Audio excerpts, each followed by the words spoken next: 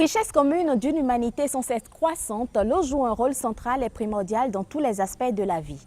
Elle est nécessaire aux activités humaines qui, pour la plupart, sont grandes consommatrices d'eau. Cependant, cette ressource vitale n'est pourtant pas accessible à toutes les couches de la population, surtout celles des zones rurales ou à faible urbanisation. Le dossier de cette semaine va se consacrer à la politique gouvernementale en matière d'adduction d'eau villageoise dans le département de l'Atlantique. Suivez plutôt.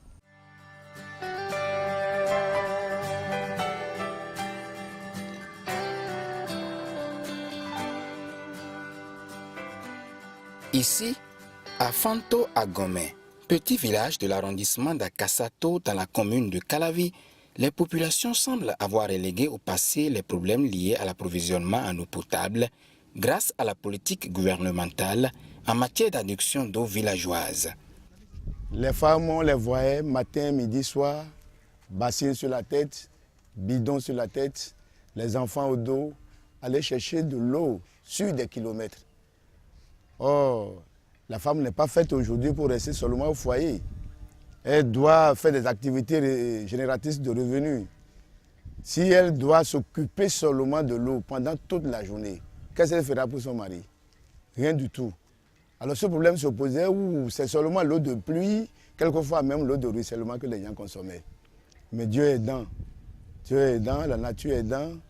Nous avons trouvé un président qui a compris qu'il faut venir au secours de la population. Esin ho eve una yo si le din bo ye ma mo esin wa e gbon yan desin de da o den din ndo ye yan o we do ago sanjanku amo egbe tete odo ya ibo ni we nu o ye mo esin ganji ndo nunu. Tu dois aller attendre les autres qui sont, les gens qui sont avant toi. Mais maintenant, là, quand il nous a aidés pour faire ça, là, tu viens en même temps, tu puises l'eau. Personne ne te gêne pas. Mais avant de trouver une seule bassin, là, tu dois souffrir avant de trouver l'eau. Tout le monde jouit de l'eau ici. C'est pour autant dire que les problèmes que l'on vivait ici, qui étaient liés à la mauvaise consommation de l'eau et qui généraient des maladies comme le paludisme, comme la fièvre typhoïde, etc., les diarrhées, ces problèmes-là sont partis aujourd'hui. Et c'est plus gai, c'est plus facile et c'est avec joie qu'on constate que nos femmes, elles viennent chercher l'eau là ici.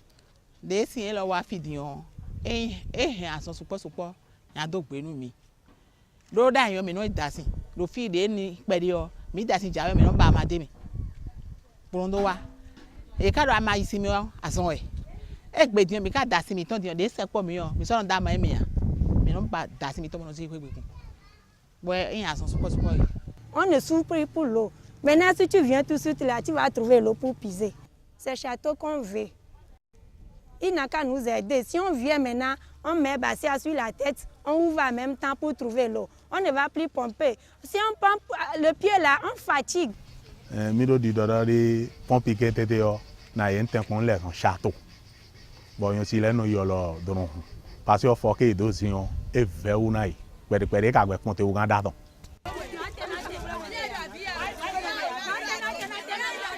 Pour atteindre les objectifs du millénaire pour le développement, le Bénin doit réaliser un taux moyen de desserte des populations rurales et semi-urbaines de 67,3% à l'horizon 2015. Le département de l'Atlantique, à l'instar des autres régions du Bénin, bénéficie d'une bonne part de ces réalisations.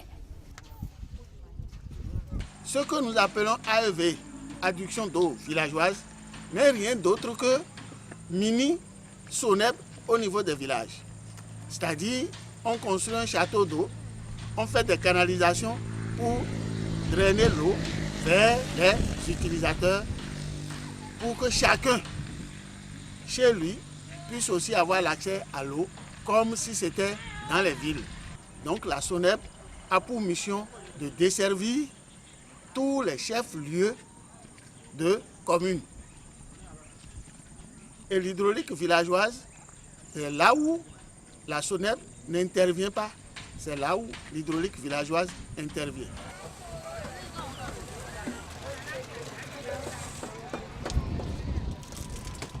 L'arrondissement de Révier, dans la commune de Calavi, a bénéficié d'importants ouvrages d'adduction d'eau villageoise.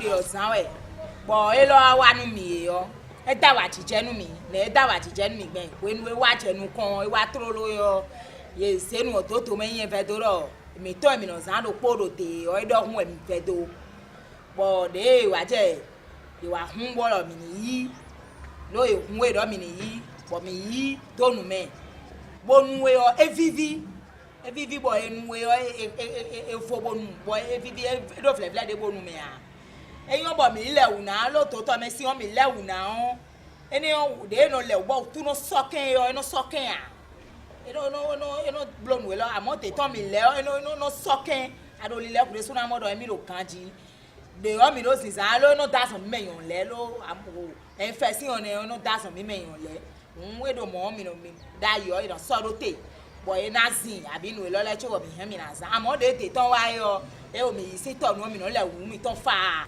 e ka yin sin de di maja yi di o atike no no me di de no mo atike no si me dai bo e no chi ku le de bo ba no te o e no awe o eyin mo bo ka le po do aton e no sa nu mi e lo iblo nu mi o mi do ye do e na che nu ye pe hwan mi do na yin se do e na che nu ye nu si di e se do mi ye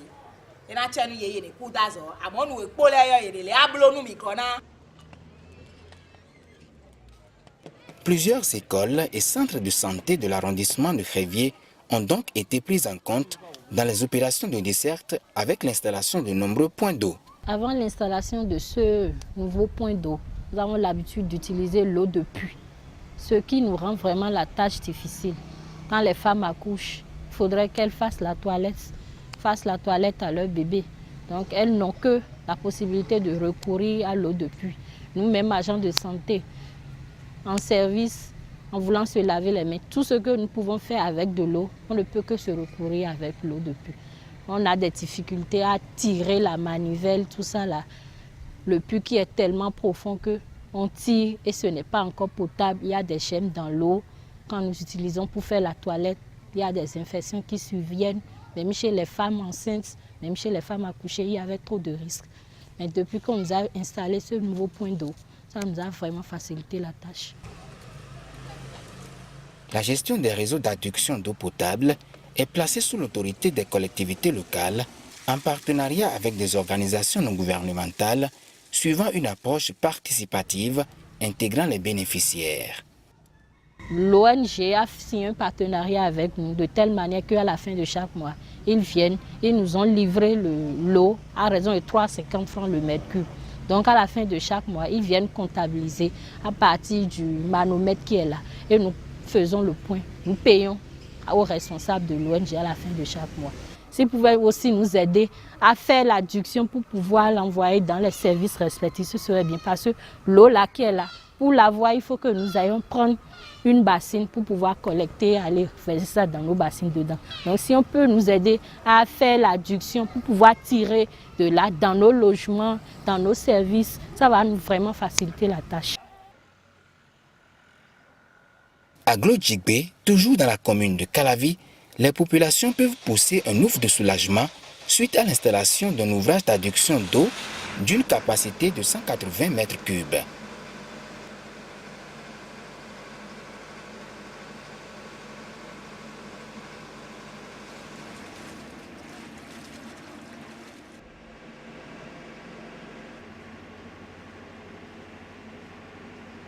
Le projet a réalisé des bonnes fontaines dans tout le village, dans tous les quartiers, de telle manière que la population ne s'attroupe plus autour des bonnes fontaines pour prendre de l'eau.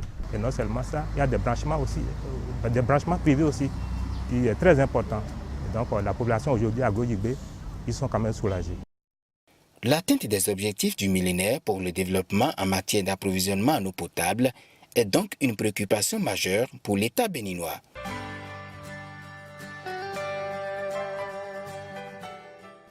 Bomassé, dans la commune d'Ouida, attend impatiemment la finition des travaux de construction d'un château d'eau de 40 mètres cubes.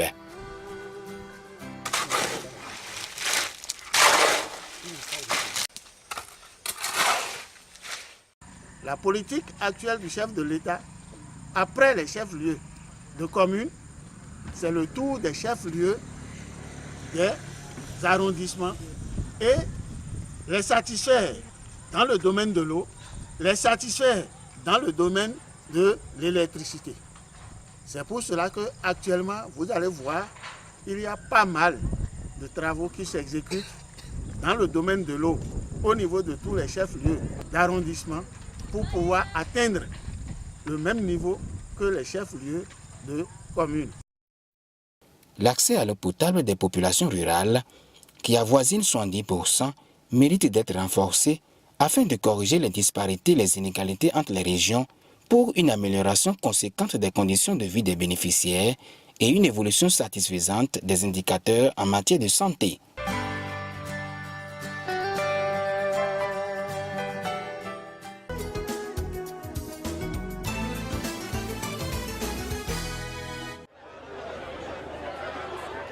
La rubrique News de ce numéro de votre Télémag nous amène dans la cité d'Ekbetoni avec la descente du premier responsable du Bénin qui consacre le lancement des travaux de renforcement des systèmes d'amélioration en eau potable du centre secondaire de Djougou et des localités de Savé, Tchaourou et Tangueta. Je suis fier, parce que, comme l'a indiqué le ministre dans son message, mon pays sera cité comme ayant fait des progrès sensibles s'agissant de l'accès à l'eau, mes chers compatriotes. Et le projet de Djougou Tangueta Tchaourou vient à point nommé renforcer encore cette performance. On ne peut plus salutaire. Nous allons continuer comme ça, mes chers compatriotes. Ce projet qui vient de voir le jour, financé par la BOAD et le Bénin, vise l'amélioration en eau potable dans ces différentes localités. Pas de vie sans eau et cette semaine, Bénin Évolution s'est intéressé à la politique gouvernementale en matière d'adduction d'eau villageoise dans le département de l'Atlantique. Merci de nous avoir suivis, portez-vous bien et bye bye.